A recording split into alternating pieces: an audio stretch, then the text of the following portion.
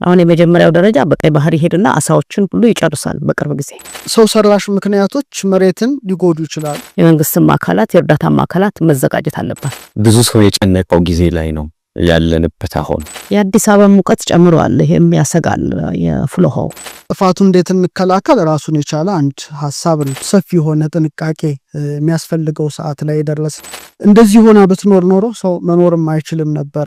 እግዚአብሔር ተስፋ እየሰጠን ነው ወይ?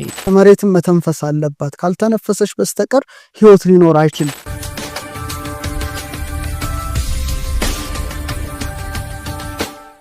ቀደሙት ሰዎች የቀደመውን ወደፊት የሆነውን ነገር የማወቅ ጥበብ ነበራቸው ወይ? እንደው እንዴት ነው የምትገልጸው? ከ34 ዓመት በፊት ነው ሊቃውንት ጉባኤ በአፋር በኩል ያለውን ነገር የተናገሩትና እኛም ግራ ተጋብተን ዴድ ቮልኬኖ ነው ብለን ያሰብነው፣ ግን አክቲቭ የሚሆንበት ጊዜ አለ ተብሎ 4 ቦታዎች መሬት እንደሚሰነጠቅ ተናግረዋል። አሁን ትንሿ የመጀመሪያው ደረጃ ነው አሁን የታየው። ከዛ በኋላም በመቀሌ አድርጎ ጎንደርን ጎጃምን አካሎ በአባይ ቁርድ ውስጥ ይመጣና ወለንጭቲ ላይ ይገናኛል። እዚህ በመራቤቴ በኮላሽ አድርጎ ጀማን ወንዝ ኮላሽን ይዞ ወለንጭቲ ላይ ይገባና ወደ ቦረና የኛ ቦረና ድረስ ነው የሚተነበየው። ከቦረና ወደ ኬንያ ይሄዳል። ለዚህ ግን መጀመሪያ ዝግጅት ያስፈልጋል። ቮልኬኖ ያሸነፈ ባክቴሪያ አለ። እነዚህ ባክቴሪያዎች በሰው ላይ ከገቡ አደገኛ ነገሮችን ስለሚያመጡ ህዝቡ እንዳይጎዳ መጭም እንዳይጎዳ ዝም ብሎ ነው ሳይንቲስቱም እንትኑም አክቲቪስቱም ወሬ ለማውራት ከመፍጠኑ የተነሳ መርዛማው ባክቴሪያ በሰውነታቸው ገብቶ ወደ ህዝብም እንዳይሰራጭ ወደ ሌላም አካባቢ እንዳይሰራጭ ቀድሞ የኢትዮጵያ ህዝብም የመንግስትም አካላት የእርዳታም አካላት መዘጋጀት አለባቸው። እሱ እስካልሆነ ድረስ ሁላችንም እንደሌለን መቁጠር ነው። አሁን የመጀመሪያው ደረጃ በቀይ ባህር ይሄድና አሳዎችን ሁሉ ይጨርሳል። በቅርብ ጊዜ ጀምሯል። ወደ ግብጽ ድረስ ባክቴሪያው ይሄዳል። 3 ፕሌቶች ናቸው እንግዲህ አሁን የተሰነጠቁት። አራተኛው ትንሽ ራቅ ይላል። በዚህ በሳውዝ ሱዳን በኩል ነው። እነዚህ የተሰነጠቁት ባክቴሪያ ያላቸው በተለይ በዚህ በአፋሩ ያለው የአዲስ አበባ ሙቀት ጨምሯል። ይሄም ያሰጋል። የፍሎሆው ድንገት አክቲቭ ሊሆን ይችላልና ለዛም ጥንቃቄ ያስፈልጋል። እና ሁላችንም ተባብረን ሰው እንዳይጎዳ ማድረግ እንጂ በጣም ትልቅ መሬት ነው ተገንጥሎ ኢንዲያን ኦሽን ላይ ሊሳፈፍ ቀኑን እግዚአብሔር ያውቃል። ግን አሁን ጅማሮ በጣም ፈጥኗል። እንደውም እኛ ካወራንበት ጊዜ አሁን እኮ ፈጣን ነገር እያየ በሀገራችን ኢትዮጵያ በታሪክ የተመዘገቡ ርዕደ ምድሮችን ከዚህ በፊትም አስተናግዳ ነበረ ታውቃለች። ለምሳሌ አንዳንድ ምሁራን በዚህ ላይ ጥናት ያቀረቡትን ስመለከት ከ1888 በኋላ እንደገና በ1898 ከ10 ዓመት በኋላ ርዕደ ምድር ተከስቶ የተወሰነ ጥፋት አጥፍቶ ነበረ። በ1953ም እንደዚሁ ጉዳቶች ኢትዮጵያ ላይ አድርሶ ነበርና በተለያየ ጊዜ ያጋጥማል። አሁን ደግሞ ሁኔታ ሁሉ ጨመርመር እያለ የመጣበት ጊዜ ነውና ሐኪም አበበች እንደጠቀሱት ሰፊ የሆነ ጥንቃቄ የሚያስፈልገው ሰዓት ላይ ደረስ ይመስለኛል። እንግዲህ ርዕደ ምድርን ከብዙ አይነት መልኩ ባየው ይመስለኛል። ቅድም ቁጣ ነው ያልከው እንዳለ ሆኖ ከቁጣ ባለፈም ደግሞ በረከትም የሚሆንበትም አጋጣሚ አለ። ምክንያቱም ምድር እንግዲህ እግዚአብሔር ሲፈጥራት ዳይናሚክ ይሄ ራሷን የምታስተካክል አድርጎ ነው የፈጠራት። ሁልጊዜ እንደዚህ ሆና ብትኖር ኖሮ ሰው መኖርም አይችልም ነበረ። ለምሳሌ አንተ ከባባድ ምግብ በልተህ ሆድ ሲነፋ ትንሽ አምቦ ጠጥተህ እንደምታገሰ መሬትን መተንፈስ አለባት። ካልተነፈሰች በስተቀር ህይወት ሊኖር አይችልም። ስለዚህ ርዕደ ምድር እንደ በረከት ብናየው ብዙ ነገር ይጠቁማል። አንደኛ እዛ አካባቢ ማዕድን እንዳለ የሚያሳይበት አጋጣሚ አለ። አንደኛው ነው። ሁለተኛው ግን ለምሳሌ እሳተ ገሞራ ሲወጣ መሬትን በብዙ መልኩ ሊያበለጽጉ የሚችሉ ንጥራተ ነገራትንም ጨምሮ ከመሬት በታች ያሉትን ወደ ላይ ያወጣል። ርዕደ ምድር አዲስ በረከት ለምሳሌ ተራራ፣ ሸንተረር፣ ሐይቅ፣ ወንዝ፣ ውቅያኖስም ጭምር ይፈጥራል። ይሄ እንግዲህ የምድርን ቅርጽ በማስተካከል ደረጃ የራሱ የሆነ አዎንታዊም ነገር አለው። ከጥፋቱ ባሻገር ጥፋቱ እንዴት እንከላከል ራሱን የቻለ አንድ ሐሳብ ነው። ሌላው ሰው ሰራሽ ምክንያቶች መሬትን ሊጎዱ ይችላሉ። ለምሳሌ ጊዜውን ያልጠበቀ አደገኛ የሆነ መሰረተ ልማት ቢሰራ መሬት ራሱ ጣናውን መቋቋም የሚያቅታት ጊዜ አለ። ለምሳሌ ደኑን ብንመነጥረው የመሬት ሳምባ ማለት ነው፣ መተንፈሻ ማለት ነው፣ መልሶኛን ይጎዳናልና ሰው ሰራሽ ምክንያቶች አሉ፣ የሴስሚክ እንቅስቃሴዎች፣ የተፈጥሯዊ እንቅስቃሴዎች አሉ። ሶስተኛ ደግሞ መሬት ራሷን ለማስተካከል በምትሄደው የራሷ የሆነ ምህዋር የሚከሰቱ ነገሮች አሉና በብዙ መልኩ ብናየው መልካም ይመስለኛል። የአህጉሪቱ ለሁለት መከፈል ወይም የኢትዮጵያን ከፊል ለሁለት መከፈል እንዴት ነው የሚመለከቱት? እንዴት ታስማማዋለህ አንተስ? ሁለቱን አያይዘህ ብትነግረኝ። መልካም። ትልቅ አደራም ነው፣ ትልቅ ኃላፊነትም ነው። እንደ እውነቱ ከሆነ ያን የነበረን ሐሳብ ይሄ ነበረ። ትልቅ ተቋም መስርቶ የሀገር በቀል ምርምር የስነ ፈለክ ምርምራችን በማዕድን ላይ ያለው አብዱል ፈታህ የሚያጠኑት በህግ ላይ በእጽዋት ላይ ብዙ ሊቃውንት መጥተው እውቀታቸውን የሚያበረክቱበት ኢቭን የእውቀትን የምትናዘዝበት እኮ የለም። ራሱ ሴንተር እኮ መኖር አለበት። ብዙ ሰዎች እኛ ጋር ይመጣሉ ታውቃለህ፣ እና ይህን ነገር ለማላውርሰው ይላሉ። ማውረሻ እንኳን ቦታ የለምና አሁን ጃፓኖች በዚህ በጣም ልዩ ናቸው። ለምሳሌ አርዝ ኩዊክ ሲነሳ ህንፃው እንዳይደረመስ ቢያንስ እንደዚህ የሚዋዥቅ አድርገው ነው የሚሰጡ። የኮንክሪት ነው፣ ከተሰነጠቀ ከረገፈ በጣም አደጋ ነው። ሀገራችን ኢትዮጵያም እንግዲህ የሚሰሩት ድልድዮች ቢሰሩ ፎቆች የሀገር በቀል ሰው ምሁራንን ማዕከል ያደረገ ጥናትን ማዕከል ያደረገ ነው። በእርግጥ እንደተባለው አህጉር መከፈሉ የሳይንሱ ያስቀመጠው መላምት በጣም ብዙ ዓመታት ነው። እሱም መጥቀስ አያስፈልግም። ግን እንደተባለው ወደ 230 ርዕደ ምድር የሚከሰት ከሆነ እንደዚህ አይነት ነገሮች አደገኛ ኬሚካሎች የሚወጡ ከሆነ በጣም አደገኛ ነው። ወደ አሞኒያ ምናምኖች ነው የሚወጡትና እነዚህ ነገሮች በጣም ከታመቁ ከተማችንም እንዳለው ፍልውሃ አለ።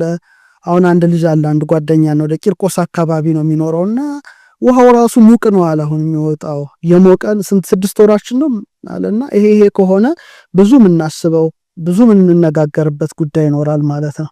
ስለዚህ የኢትዮጵያ ሕዝብ እንደተባለው ሰከን ብሎ ምን እናድርግ፣ ምን ለሀገራችን እንስራ፣ ችግሮችን ደግሞ ወደ በረከት እንዴት እንቀይራቸው የሚል ነገር ነው። እንደውም ሐኪም ሲያነሱ እስከ ኖህ ዘመን ድረስ ሄደው የኖህ ዘመን ጊዜ የነበሩት ጌጣጌጦች ጭምር ብለዋል። እንደውም እኔ በሆን ጋዜጠኛ አንተ ቦታ ሆኜ ምንዛ ምን ነበራቸው እየጠየቅ ነበር። ዛሬ ንጉስ አንተ ነው።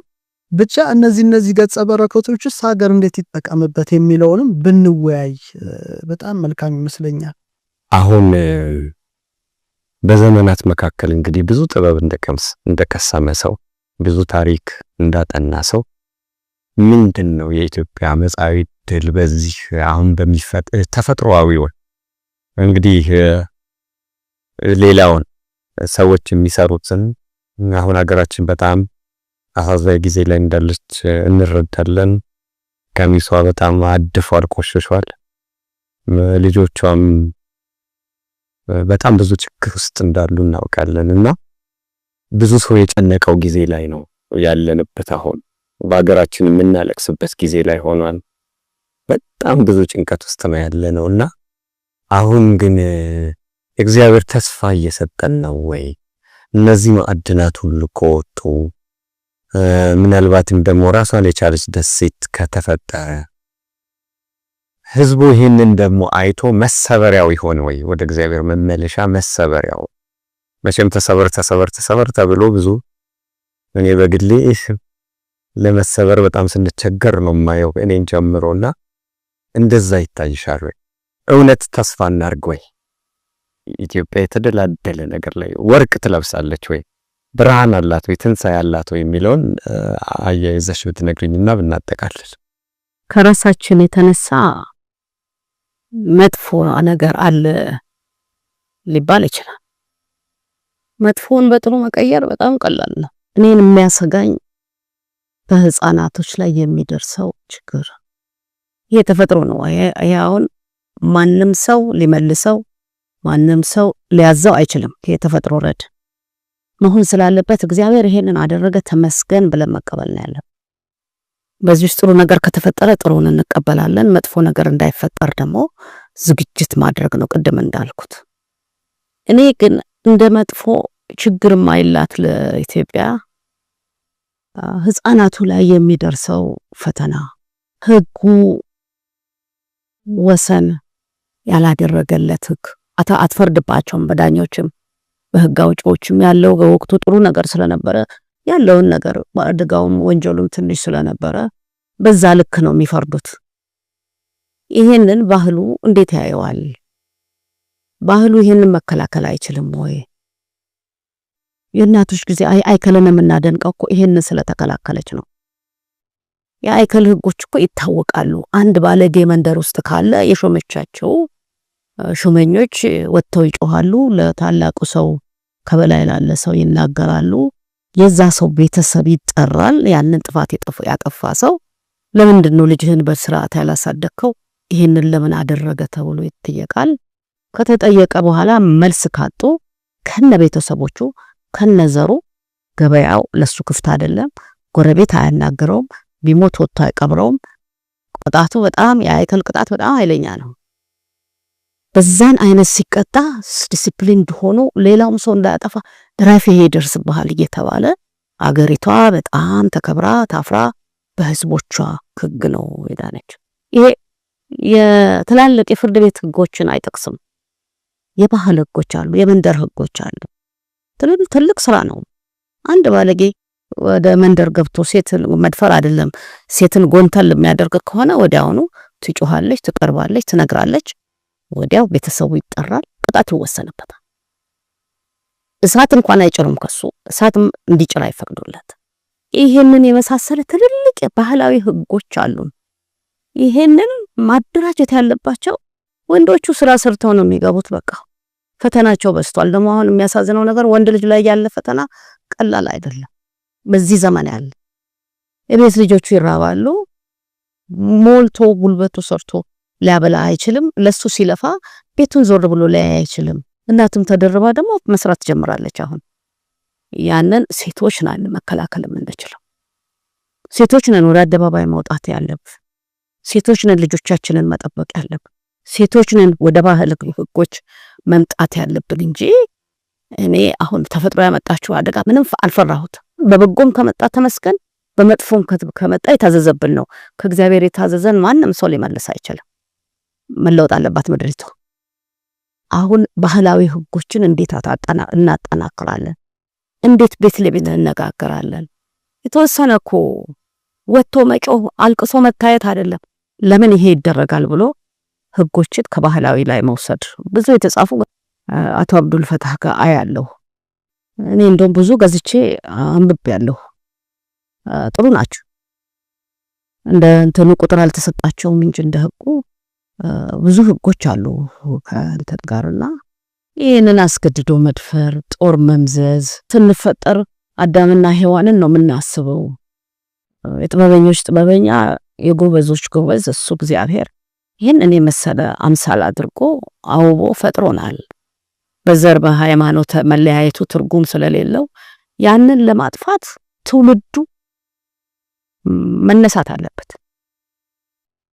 በቃ ወደ መንደር ሳይሆን ወደ አደባባይ የምንወጣበትና ይሄንን ነገር የምናጠፋበትን የኔ ስጋት በአገሬ ላይ ችግር ያመጣል ምለው ይሄ ተልካሻ ባህሪያቶች ናቸው። ምናልባት ሐሳብ ካላችሁ ሁላችሁም በዚህ ጉዳይ ላይ ወልደን በደንብ ካላሳደገን ምን አገር አለን? ማንም ልጄን ጨምድዶ የሚጫወትባት ከሆነ ምን ኑሮ አለኝ? ለዚህ ህግ መጠናከርና መዘጋጀት ያስፈልጋል። አይከልን ስናስብ በጥፋት ውሃ ጊዜ ያ ሁሉ ንፍር ውሃ ባለበት ሰዓት እሷ እንትን ውስጥ አልገባችም ይላል መዝገባት። መርከብ ውስጥ አልገባችም። ራስታሽን ተራራ ላይ ወጣ ውሃ ወደታች ወርዳል። ኬብ ውስጥ ነው ገብታ ትላትሉንም ምኑንም አድርጋ አብልታ ወገኖቿን ያተረፈ።